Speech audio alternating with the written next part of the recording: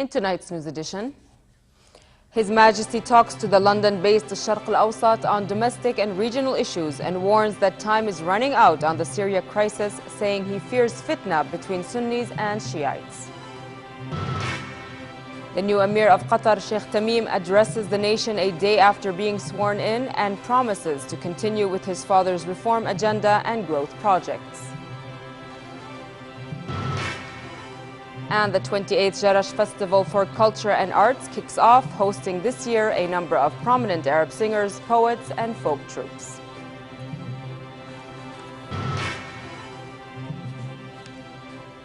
Good evening and welcome to the news at 10. His Majesty has warned that time is running out on the Syria crisis, saying those concerned about the future of the region and its stability must put an end to the spiraling conflict. In an interview with editor-in-chief of the London-based Sharq al-Awsat newspaper, Adil Tarif, King Abdullah said the Syria situation requires solutions, and it is time for Arab and international coordination to prevent a spillover. Where the kingdom is concerned, His Majesty said the Jordanian people are aware that national cohesion is the deterrent to any external danger, adding that each Jordanian believes he or she is a partner in defending the homeland. King Abdullah said it pains him to see Syria and its cities, the oldest in human history, turn into a scene of strife and hatred, as much as it pains Jordanians to see Syrian blood being spilled. The main fear, His Majesty said, is that the Syrian conflict could expand into a fitna between the region's Sunnis and Shiites. As a Muslim and a Hashemite, it is a historical responsibility, His Majesty went on, to prevent a blind fitna and to urge politicians and clerics not to incite people, sow sedition, and exploit religion for political purposes. King Abdullah spoke about Jordan's efforts to create a positive atmosphere for the resumption of Palestinian-Israeli negotiations and to seize the opportunity to make peace before chance for the two-state solution fades away. His Majesty also spoke of Jordan's reform and push towards democracy and active citizenship through an evolutionary, pluralistic approach. On the economy, he said efforts are being exerted to stimulate the national economy, empower the social segment most susceptible to repercussions of regional and international economic and political crises that are beyond the kingdom's control. On Jordan's relations with Gulf states, His Majesty said their security is an integral part of national security and that recent events have proven the need for continued consultation and a harmonious position on regional and Arab issues to protect common interest. His Majesty returned home after a short visit to Doha, where he congratulated Sheikh Tamim bin Hamad Al Thani, who has assumed power from his father as Qatar's new Emir. Present in the meeting at the Emir Court was Sheikh Hamad bin Khalifa Al Thani. King Abdullah wished the new Emir success and the Qatari people more progress and prosperity. His Majesty also said he is keen to continue coordination with Qatar on various bilateral and regional issues. Accompanying His Majesty on the trip were His Royal Highness Prince Ali bin Hussein and Royal Court Chief Faiz Tarawne. In a televised address to the nation, Sheikh Tamim said a new Emir does not mean that the challenges and responsibilities have changed. He promised to continue with his father's reform agenda and growth projects, saying the challenges of investment in the oil and gas industry are still in place, and so is the challenge of diversifying income. He said the development and training of human capital is key to the success of Qatar, promising to increase productivity of the nation, not just its wealth. He said Qatar is committed to its responsibilities towards Arab cooperation within the framework of Gulf Cooperation Council and the Arab League, and will continue cooperative relations with the rest of the world based on shared interest and respect. On the Palestinian issue, he said there can be no settlement without a just peace, pledging Qatar's commitment to the struggle of Palestinians to gain their legitimate rights. He also said Qatar rejects the division of countries on sectarian lines, and this affects the country's economic and social integrity and prevents development. Meanwhile, a cabinet reshuffle today replaced Qatar's Sheikh Hamad bin Jassim Al Thani as Premier and Foreign Minister a day after the new Emir was sworn in. The official Qatar news agency named Sheikh Abdullah bin Nasser Al Thani as Prime Minister and Khalid Al-Atiyah as Foreign Minister. His Royal Highness Crown Prince Hussein attended a ceremony at the Royal Police Academy and watched a drill by various units. The celebration marked national days as well as His Highness' birthday anniversary. A number of public security units took part in a demonstration of abilities dealing with various security missions that depicted a high level of performance and professionalism. The ceremony was attended by Director of Public Security, Lieutenant General Tawfiq Tawalbe, members of the Public Security Department, and military personnel. Prime Minister Abdullah Nsour received at his office heads of service improvement and consultative committees at refugee camps to convey his government's concern with their well-being. He said his government, and upon the King's directives, is concerned with the well-being of refugee camp residents as integral parts of the Jordanian social fabric. It is the 5th meeting Nsour holds with refugee camp representatives as part of continued consultations on domestic issues. Nsour said Jordan is proud of its achievements and of its national unity as the foremost protector of national security and the shield against chaos now prevalent in many neighboring countries. The camp representatives, of their part, expressed pride in King Abdullah's role in defense of the Palestinian issue and in safeguarding holy sites in Jerusalem. Over to Syria, and British Foreign Secretary William Hague described Syria as a pressing international and most complicated crisis to emerge from the Arab revolutions. He emphasized that the situation cannot be ignored as it poses a significant risk to the Mideast region and beyond. Hague added that sooner or later a political solution is the only way to which a transitional government can be agreed and a settlement that brings peace and rights for all Syrians. Hague made his remarks during a speech in the United States at the Ronald Reagan Library in Southern California. Of course, the most pressing international crisis of all today is Syria, which presents a growing threat to the region and to our own security. In Syria, the demand for democracy and accountability has been met with state violence, murder and torture, destroying whatever legitimacy the Assad regime once enjoyed. The tragedy of Syria's people, millions of whom are now in desperate need, is the most complex and difficult crisis yet thrown up by the Arab revolutions. But it is not one from which we can turn aside. On its current trajectory, it is a crisis that will lead to even more death and suffering, a humanitarian catastrophe, the growth of extremism, and the destabilizing of neighboring countries. On the ground, Syrian rebels shelled a gas station being used by government forces in the northern Idlib province and triggered a huge fire. Elsewhere, devastation was caused by a purported airstrike by the Syrian army on a camp in Dir'a province where Palestinians were said to be housed. The death toll in Syria's civil war now has cost more than 100,000 lives, according to the Britain-based Syrian Observatory for Human Rights. Meanwhile, Syrian journalists backed by France launched a Paris-based radio station that will broadcast deep into Syria, aiming to provide what they say is an independent coverage of the civil war. 5 Syrian journalists, including 3 who have left Syrian state media, will broadcast and coordinate coverage by Rosanna, the news station from 30 correspondents based across Syria.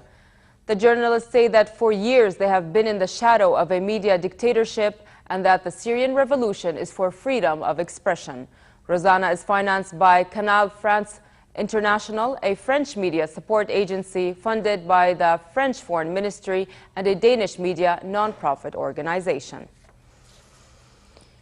In the Egyptian capital, 2 people were killed and dozens wounded in street clashes between supporters and opponents of President Mohamed Morsi.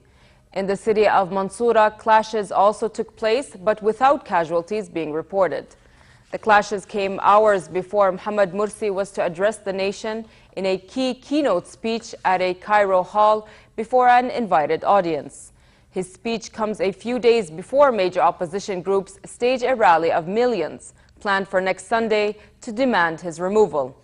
The army and police are preparing to contain any trouble on the day of mass demonstration, which marks Mursi's first year in office, adding men and barriers around important public buildings. The army has warned politicians it could effectively take charge again if they fail to reconcile. And Islamists say they would fight any coup against Egyptians' first freely elected leader. As violence continues on the streets of Turkey's cities, government officials are facing a new method of protest: online social media websites. Turkish officials have asked Twitter to set up a representative office inside the country to gain more control over the website it accuses of helping stir weeks of anti-government protest.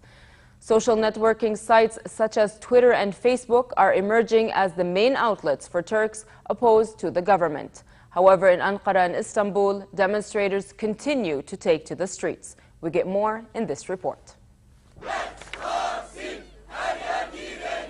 Demonstrators gather in Istanbul and Ankara to denounce the release of a police officer who was detained on charges of killing a protester. By late night, police were firing smoke grenades into the crowd, dispersing them with water cannon. The unrest began at the end of May, when police used force against protesters opposing plans to redevelop a central Istanbul park. 4 people have been killed in the unrest, including 1 policeman, and about 7,500 have been wounded, according to the Turkish Medical Association. Back here at home, the 28th Jarash Festival for Culture and Arts at the ancient Roman city of Jarash opened today. The festival will feature concerts, poetry recitals, and theatrical performances, and is scheduled to host well-known Arab singers such as Iraqi artist Qadam Sahir and Lebanese artists Nancy Ajram, Najwa Karam, and Asil Hillani. Jordanian singers Diana Karazon, Ayman Taysir, and Suhair Ode are also scheduled to perform at the event. Also, poetry will be given special prominence this year with the participation of major Arab poets such as Abdul Razzaq Abdul Wahid from Iraq and Ahmed Fuad Nijem from Egypt. Deputizing for His Majesty the King, the Prime Minister opened the festival. Activities run until the 7th of next month.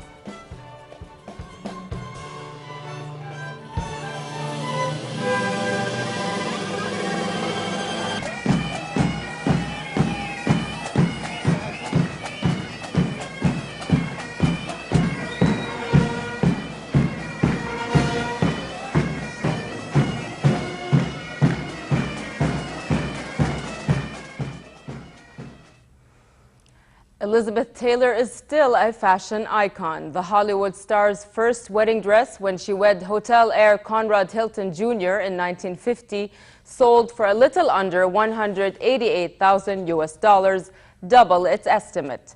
Some 15 people worked on the white corseted dress, which took 3 months to make and contained more than 13 meters of satin. The dress is part of auction house Christie's 120 years of pop culture auction. The event also includes items such as props, costumes, photographs, and other memorabilia go under the hammer, including never-before-seen Bob Dylan lyrics. At first glance, it would appear that members of the public are literally climbing the walls in East London, but looks can be deceiving. The new art installation called Dalston House has been created on a plot that has remained largely vacant since World War II. So while children seem to be fulfilling their dream of being Spider-Man, it is in fact an optical illusion created by placing a large mirror overhead at a 45-degree angle. The piece, which resembles a 19th century townhouse, has been created by Argentinian artist Leonardo Ulrich and was commissioned by London's Barbican Centre.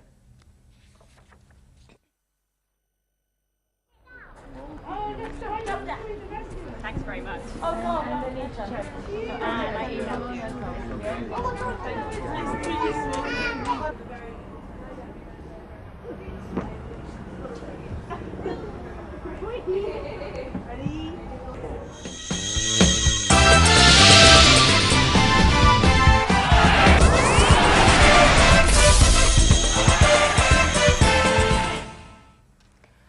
Carlo Ancelotti promised spectacular football and trophies as he took up the reins as coach of Spain's giants Real Madrid.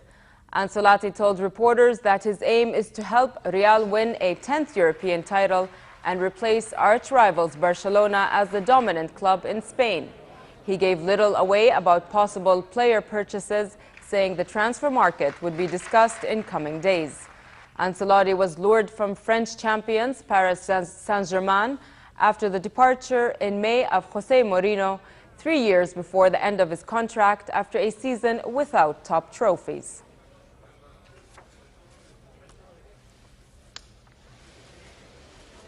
The Formula One teams are set up in the paddock of the Silverstone track for Sunday's British Grand Prix. The former airfield track has been changed time and time again since it was first used in 1950s, but has always featured high-speed corners. The track is quite a challenge for the speed daredevils because it's susceptible to high winds and heavy rains. Sebastian Vettel of Germany comes to Silverstone with 3 wins this season and leading with 132 points, ahead of Spaniard Fernando Alonso with 96 and Lotus Kimi Raikkonen of Finland with 88. And finally, for a quick look at the weather, normal summer conditions continue tonight and tomorrow with northwesterly moderate to fresh winds, while hot in Aqaba with northerly moderate winds and slightly high seas. Next are the lows and highs for tonight and tomorrow.